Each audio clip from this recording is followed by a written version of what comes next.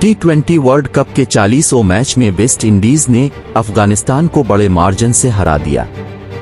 West Indies ने पहले batting करते हुए अफगानिस्तान को जीत के लिए 219 रन्स का हदफ दिया, जिसके जवाब में अफगानिस्तान की टीम 17 ओवर में 114 रन्स पर ऑल आउट हो गई।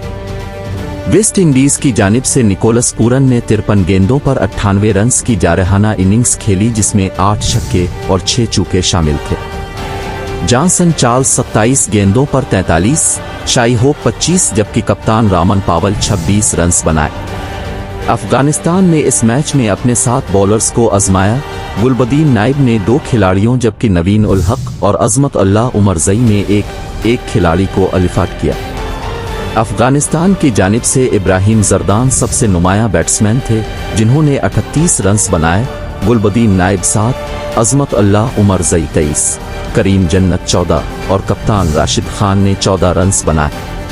वेस्ट इंडीज की जानिब से मैकाय ने 3 जबकि मोती और अकील हुसैन ने 2 विकेटें हासिल की।